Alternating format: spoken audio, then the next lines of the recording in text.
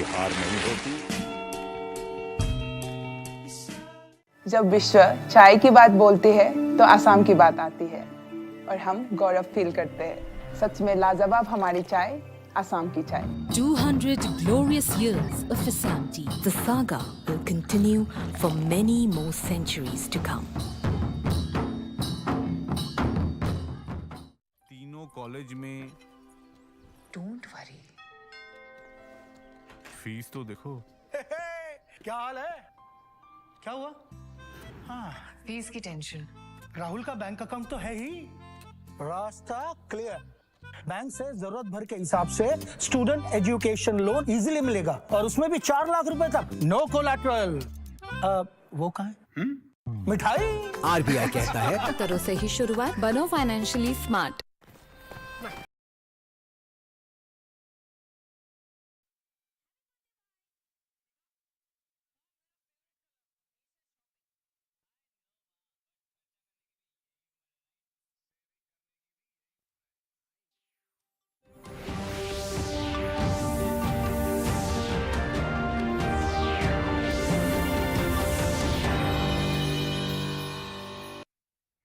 Good evening and welcome to Doordarshan Kendra, Kohima. I am Kevinona Prautsu with the news. First, the headlines. Prime Minister Narendra Modi describes the India-Cyprus partnership as one firmly rooted in shared democratic values and the rule of law. A 5-day refresher cum training program on the goods and services tax for state tax officers begins in Dimapur today. Union Home Minister Amit Shah asked state relief commissioners to prepare district disaster management plan for each district in the next 90 days. Cyprus confers highest civilian honor Grand Cross of the Order of Makarios III upon Prime Minister Narendra Modi. Now the news in detail.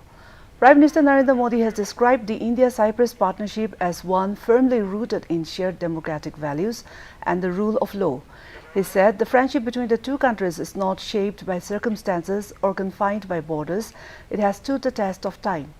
Modi stated this while addressing media with Cyprus President Nikos Christodoulides at the Presidential Palace in Nicosia today, following a delegation-level talks. He noted that Cyprus' Vision 2035 and India's Viksit Bharat 2047 have much in common, and a roadmap will be created to shape the future of the partnership over the next 5 years. Modi announced that both sides have agreed to work towards finalizing a mobility agreement soon. He also extended best wishes to Cyprus for its upcoming presidency of the European Union and welcomed Cyprus' continued support for India's permanent membership in the UN Security Council. On the recent Pahalgam terror attack, Cyprus has expressed solidarity and unwavering support to India in its fight against cross-border terrorism. During the delegation-level talks, the two leaders held wide-ranging discussions covering the full spectrum of India-Cyprus relations. The two leaders agreed on the transformative potential of the India-Middle East-Europe Economic Corridor, calling it a project that can boost regional peace and prosperity. They also discussed the importance of upholding the global non-proliferation architecture, recognizing the value of India joining the nuclear suppliers group. The Commissionerate of State Taxes, Government of Nagaland, in collaboration with the National Academy of Customs, Indirect Taxes and Narcotics (NACIN), Zonal Training Institute Shillong launched a 5-day refresher cum training program on the Goods and Services Tax (GST) for state tax officers today. The inaugural session was held at the training hall of the Commissioner of State Taxes Office in Dimapur.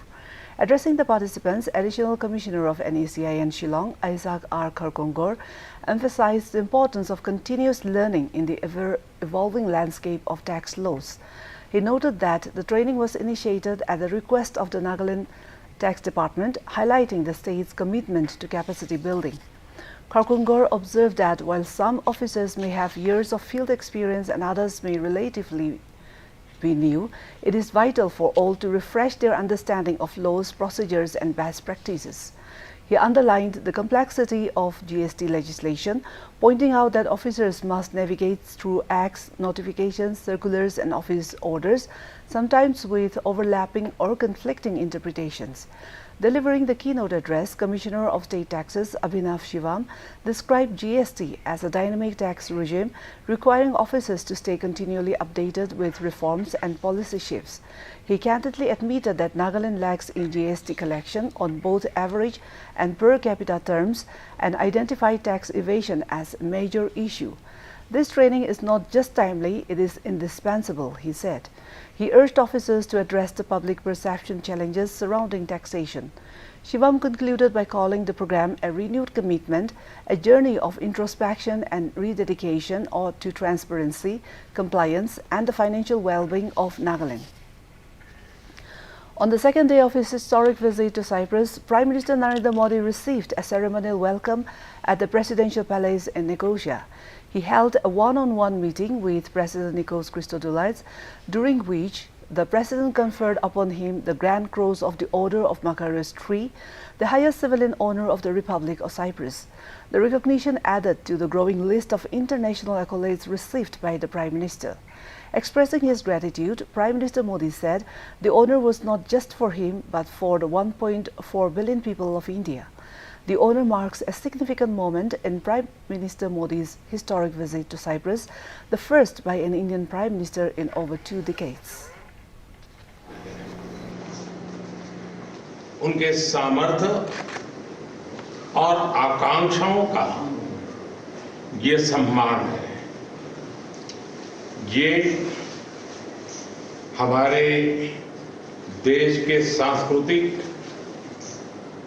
भाईचारे और वसुधैव कुटुंबकम की विचारधारा का सम्मान है। मैं ये अवार्ड भारत और साइप्रस के मैत्रीपूर्ण संबंधों को,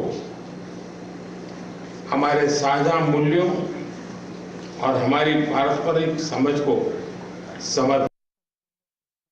Union Home Minister Amit Shah has asked state relief commissioners to prepare district disaster management plan for each district in the next 90 days. Addressing the conference of the relief commissioners of states and union territories and the disaster response forces in New Delhi today, Shah said, to respond to disasters, it is important to have disaster management plan at district level. He said, government is moving ahead with zero casualty approach while responding to disasters. Shah said in last 10 years, India has made significant achievements in the areas of capacity, efficiency, speed and accuracy. Shah said due to climate change and global warming, the world is worried about disaster. He said in last 10 years, National Disaster Management Authority (NDMA), National Disaster Response Force (NDRF) and Coalition for Disaster Resilient Infrastructure (CDRI) have brought India closer to becoming a global leader in the field of disaster management. और CDRI, ये 3 संस्थाओं ने भारत को आपदा प्रबंधन के क्षेत्र में ग्लोबल लीडर बनाने के करीब ले जाकर खड़ा कर दिया है और ये हम सब के लिए बड़ा आनंद का विषय। NDMA ने नीति विषयक संरचना करना, शोध कार्य करना, अनेक प्रकार के अभ्यास के लेखों को लोगों तक पहुंचाना, कई एप्स बनाना और ओवरऑल कोऑर्डिनेशन नीति विषयक विषयों का NDMA ने बहुत अच्छा किया। Let us now take a short break. ये देख कैसे। हैप्पी बर्थडे भाई। दिखा? हाँ मेरा फेवरेट कलर। हमेशा शॉपिंग। I know माँ, बट खर्चा करने की भी यही उम्र है, राइट? सेविंग करने की भी यही उम्र है। I know पा, सेव करो, सही जगह निवेश करो, रकम पर ब्याज मिलेगा, जिसे फिर से निवेश करने पर ब्याज मिलता रहेगा। I know ना। RBI कहता है, करो सही शुरुआत, बनो financially smart. Welcome back.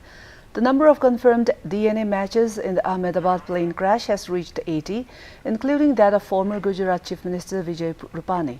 Of these, 33 bodies have been handed over to their families, Dr. Rajneesh Patel, Additional Superintendent of Ahmedabad Civil Hospital, said on Sunday. The Boeing 787-8 Dreamliner, headed for London, crashed into a hostel complex shortly after taking off from the Sardar Vallabhbhai Patel International Airport. The crash claimed 241 lives, including 229 passengers and 12 crew members. Among those killed was Vijay Rupani, who served as Gujarat's chief minister between 2016 and 2021. Dr. Patil said that families of 2 more victims were expected to arrive by Monday night, while 13 families had scheduled to collect the remains on Tuesday. In 21 cases, the handover of bodies will take place after further consultations with next of kin. In the case of 11 victims, their relatives were also among the deceased. These bodies will be released once the remaining DNA matches are completed. To assist families during the identification and repatriation process, the state government has formed dedicated support teams. Each team comprises a senior administrative officer, a police official, and a professional counselor. These teams are tasked with offering emotional and logistical support to the grieving families. Authorities have assured that each body will be handed over with full dignity. BJP today hit out at the Congress-led Karnataka government for its decision to again conduct caste census in the state.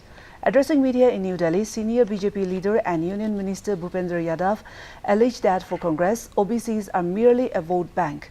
He questioned the Karnataka government that an amount of 165 crore rupees was spent earlier on the caste census, for which who is accountable for the misuse of government funds.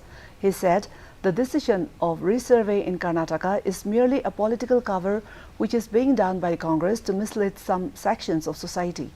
Mr. Modi also alleged that Congress has always betrayed the OBC community, adding that, and if the party was sincere, then why any commission was not formed after the Kaka Kalekar Commission.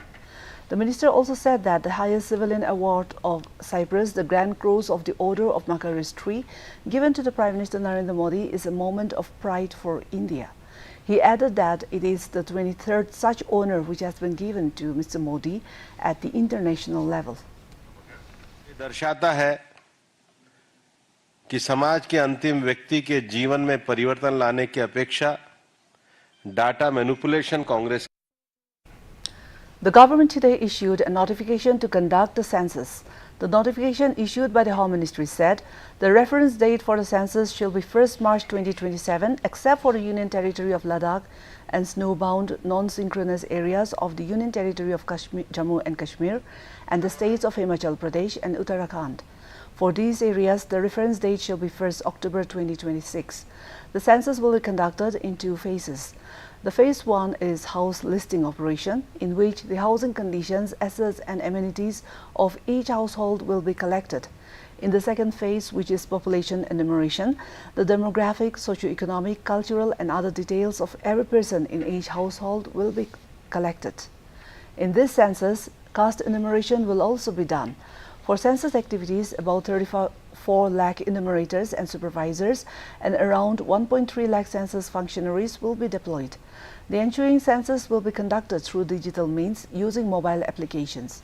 Provision of self-enumeration would also be made available to the people.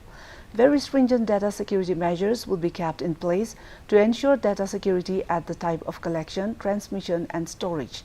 This census will mark the 16th national census since its inception and the 8th since India's independence.